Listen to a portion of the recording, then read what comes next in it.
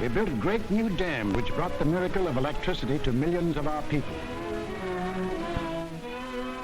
These were some of our accomplishments, but there were others not so creditable. We turned our backs on the League of Nations. We passed the Tariff Act to set a higher wall of isolation around us. We encouraged lawlessness with the farce of prohibition. But in spite of these mistakes, we never had a thought of losing our free institutions. John Q. Public still ran the country. He had his choice of voting for Dewey, Wilkie, Roosevelt, or anybody else. In Germany, they had the choice of voting for Hitler, or Hitler.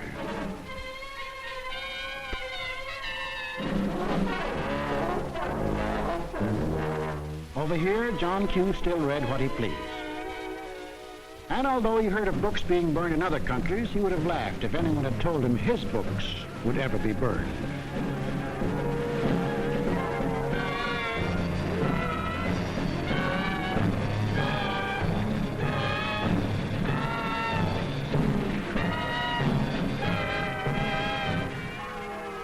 And on Sunday, if he felt like it, John Q. went to any church he pleased.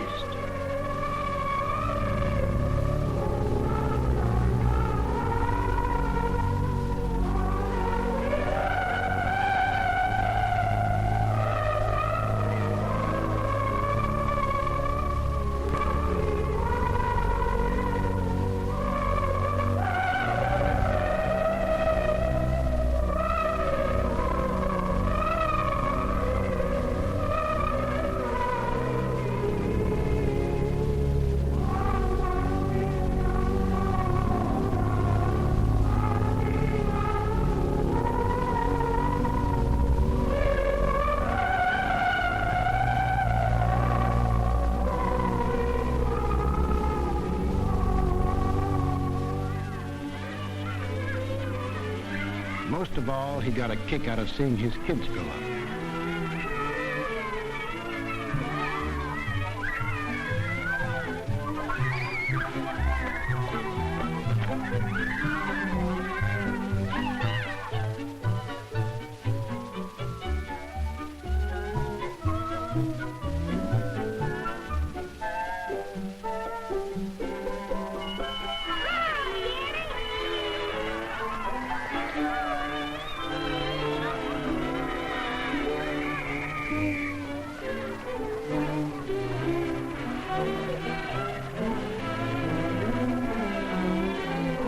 The average American was quite unconscious of the fact that some people had this in mind for the little John Q's.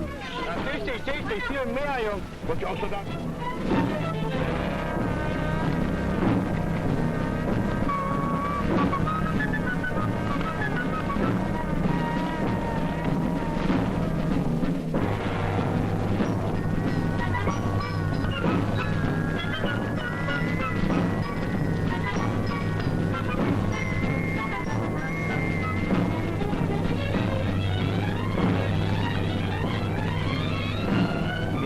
While their children were being trained to kill, John Q's kids were giving their pennies to help them have life.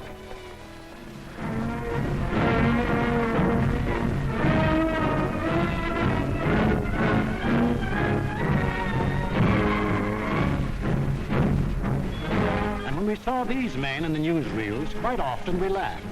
To us, they looked like characters in a musical comedy.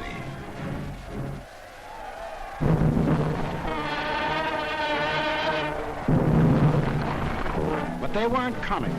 They weren't funny. They were deadly serious. They were out for world conquest. And what made it doubly serious was that there were 70 million Japanese, 45 million Italians, and 80 million Germans, all hopped up to the same idea. Deutsches Volk hilft dir selbst. Jeder soll helfen. Their leaders told them that they were supermen. Herrenvolk, the Nazis called it. The master race, destined to rule all other peoples on earth. Take a good look at these humorless men. These were to be the rulers of the ruling race. Leben, auch ihr bürgerliches Dasein ist gesichert in diesem nationalsozialistischen Staat. Obey us blindly, and you will attain your rightful place in the world. All other people will be your slaves. That's what they promised them. That Americans, Chinese, Russian, South Americans, all free peoples would work for them and make them rich. And how they ate it up.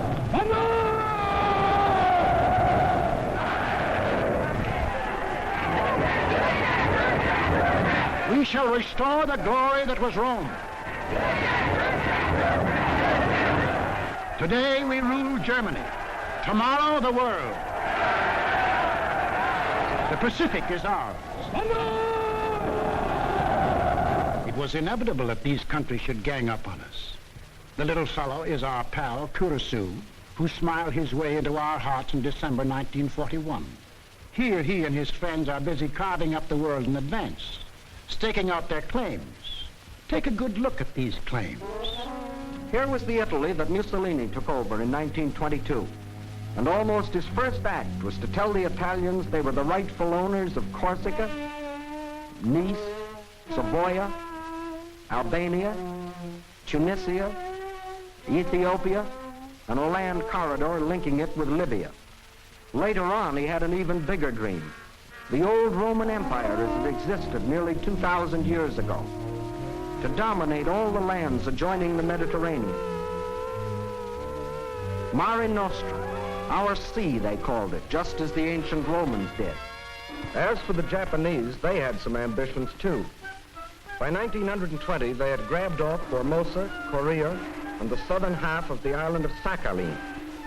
Then Baron Gishi Tanaka, the prime minister, carefully set down Japanese aims in a document called the Tanaka Memorial. It was presented to the emperor July 25th, 1927.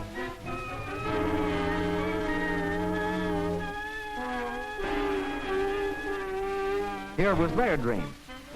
Manchuria for raw materials, China for manpower. Then a triumphant march through Indochina, Siam, Burma, India, the East Indies, and on through Australia and New Zealand. And in the north, all they claimed was that part of Russia east of Lake Baikal. That was to be the new order in Asia. Then the Japs would move eastward to crush the United States and really start their co-prosperity sphere. Now take a look at the fight the Nazis reserved for themselves. Here's the Germany Hitler walked into. And here's what he wanted. First, Europe under his complete political or economic control, leaving Mussolini a share of the loot if he behaved himself. Then the drive to the east, through the rich oil lands of Iran and Iraq, into India. Another push south through Africa. Then from Dakar, jump off to meet the honorary Aryans who were to move in on South America through the Pacific. At the same time, start across from the Scandinavian countries to hook up with his buck-toothed pals coming over from Siberia to join in the conquest of the United States. There it is, gents. All they left us was Shangri-La. And they'd claim that, too, if they knew where it was. If they had a chance, listen.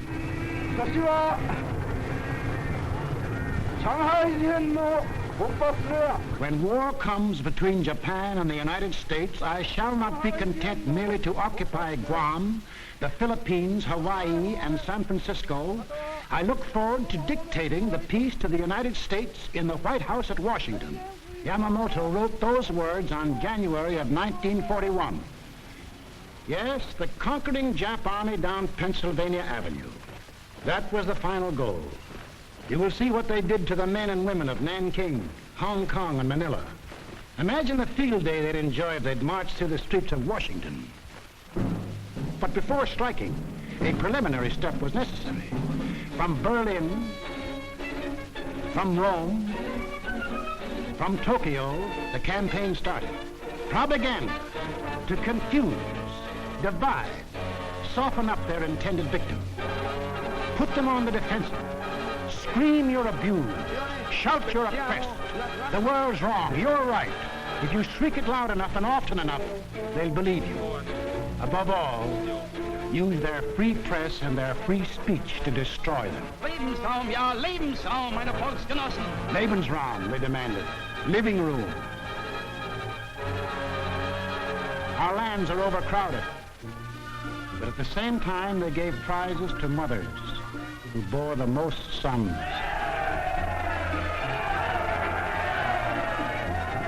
They brought together large groups of young men and young girls for human breeding. Read what one of their leaders wrote.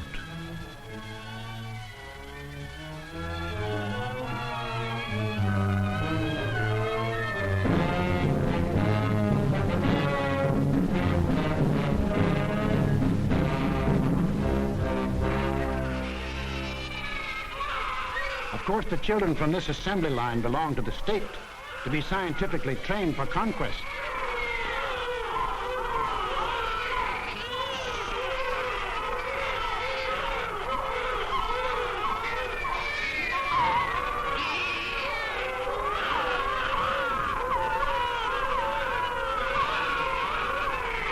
Another horror was the lack of raw material. They claimed they were the have-nots and we were the haves. But out of this supposed lack, they built up the greatest war machines the world has ever known. These are the published figures from the German military budget. Actually, between 1933 and 1939, Hitler's program of rearmament cost more than $80 billion.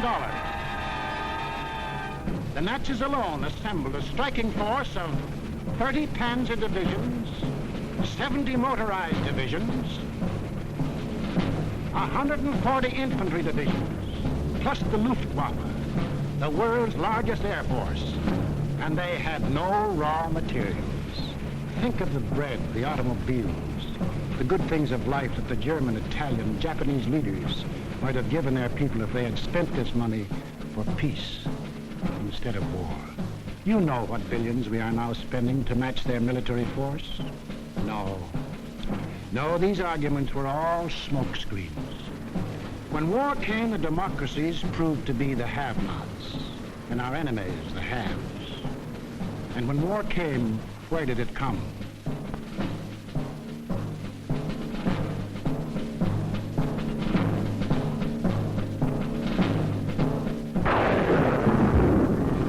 Remember that date, September 18th, 1931, a date we should remember as well as December 7, 1941.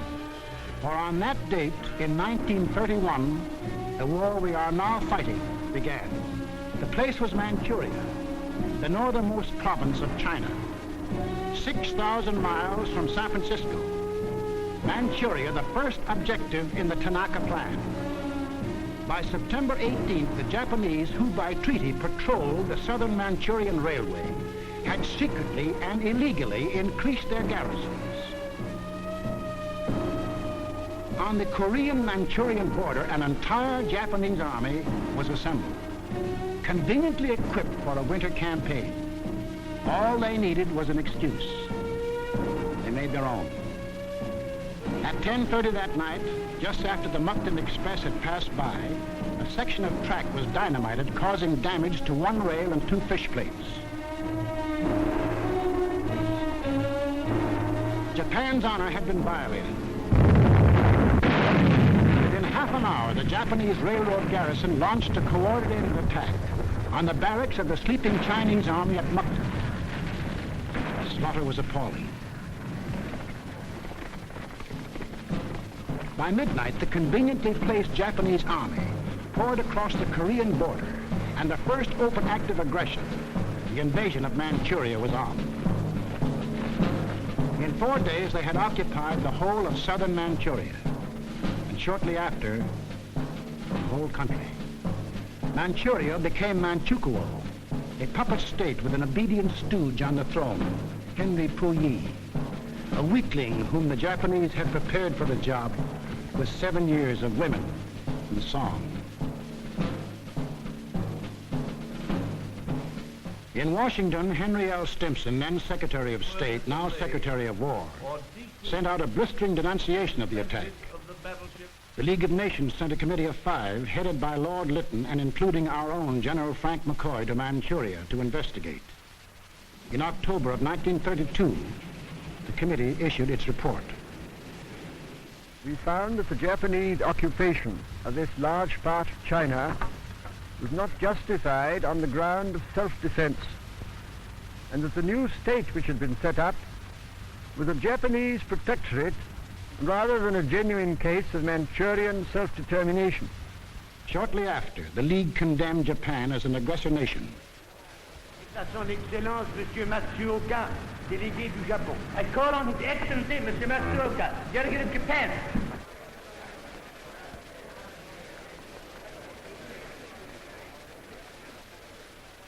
It is a matter of common knowledge that Japan's policy is fundamentally inspired by a genuine desire to guarantee peace in the Far East and to contribute to the maintenance of peace throughout the world.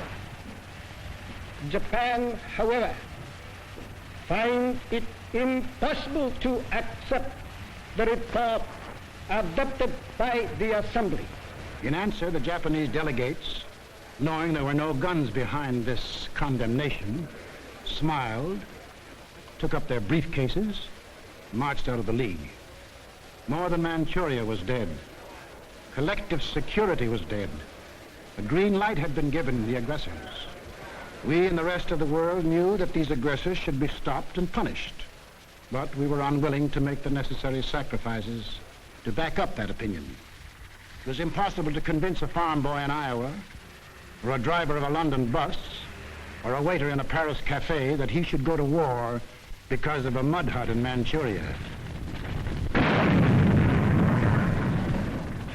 Yet the subsequent course of history makes it clear that that incident, so many miles away, is one of the main reasons that you and millions of others are in uniform today.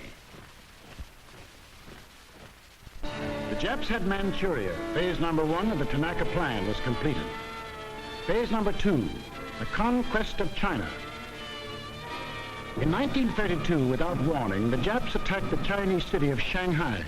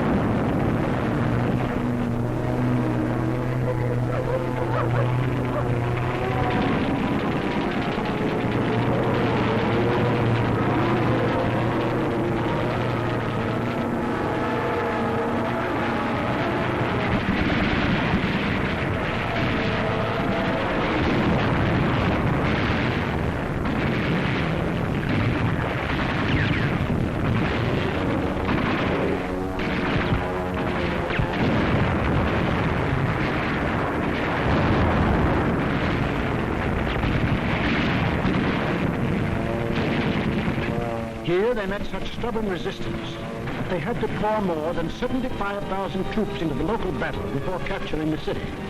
This resistance made them decide to shift their campaign to the north, and in 1933 they added the province of Yeho to Manchuria.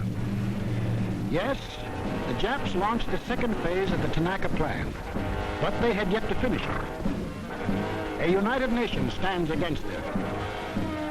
Under the inspired leadership of General Chiang Kai-shek, the Chinese people fought and still fight on. Meantime, what of Japan's partners? What helpless people were they planning to bomb, slaughter, drive into slavery? Hitler was not yet ready, but Mussolini was. Mussolini had to be. His people were growing restless. Fascism hadn't produced the heaven on earth that he had promised them. So he pulled the old trick of launching a foreign war to divert attention from troubles at home. So Mussolini beat his chest like Tarzan and looked around for a worthy foe. He found one, Ethiopia. A good country for the beginning of a glorious empire. Its army had no machine guns. Its army had no tanks. Its army did have an air force. Exactly one old airplane. One airplane against a nation which had developed the new theory of total air war. Of the blitz which would wipe out cities, destroy civilians, men, woman, and child. In October of 1935, following the Japanese example, an incident was provoked at the little settlement of Wall near the border of Ethiopia and Italian Somaliland. Italy's honor had been violated. Refusing any arbitration, Mussolini moved the whole might of his army through the Suez Canal to overrun the undefended country. Ethiopia's emperor, Haile Selassie, appeared before the League of Nations.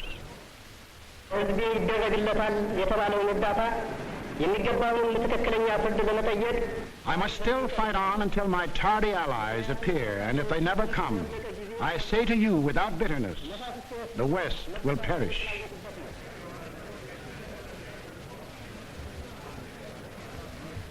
Members of the League half-heartedly stopped trading with Italy, but refused the only thing that will stop any aggressor, force. Ethiopia was left to herself. Native leaders came to pledge their allegiance.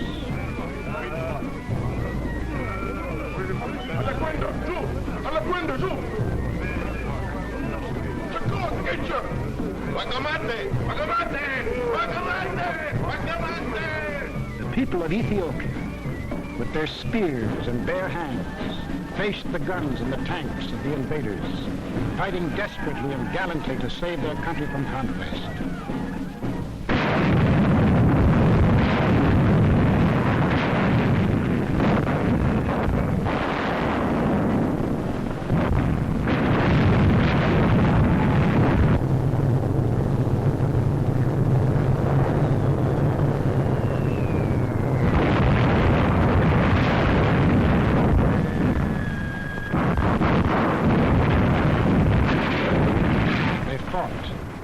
They died.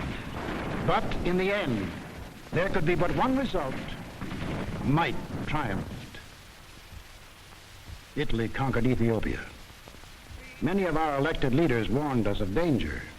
Without a declaration of war and without warning or justification of any kind, civilians, including vast numbers of women and children, are being ruthlessly murdered with bombs from the air. But we were still hypnotized by the fact that two broad oceans stood between us and the rest of the world. We didn't realize that the time when months were needed to span these oceans was ended, that the steamship had cut these months to days, and that now the whole Earth's surface could be covered in the space of hours. Yes, we were a nation that wanted peace. But we hadn't yet learned that peace for us depends on peace for all. Nobody would run the risk of war because of some mud huts and barren plains in Ethiopia, any more than we would run the risk for some similar huts and plains in Manchuria. Correctly interpreting our attitude, the aggressors were all as sure that they could get what they wanted. Japan had started on her march of conquest. Italy had begun her new empire. And now the third gangster. What about him? We'll take him up in our next film and show how he joined his partners and put in his bid. For this is what we are fighting. Freedom's oldest enemy. The passion of the few to rule the many. This isn't just a war. This is the free people's life and death struggle against those who would put them back into slavery. The free peoples of America and Britain, of Russia and China, of Canada, Australia, and all the 30 United Nations that have sworn that man shall still remain free. That is the cause in which we fight. We lose it, and we lose everything. Our homes, the jobs we want to go back to, the books we read, the very food we eat, the hopes we have for our kids, the kids themselves. They won't be ours anymore. That's what's at stake. It's us or them. The chips are down. Two worlds stand against each other. One must die, one must live. 170 years of freedom decrees our answer.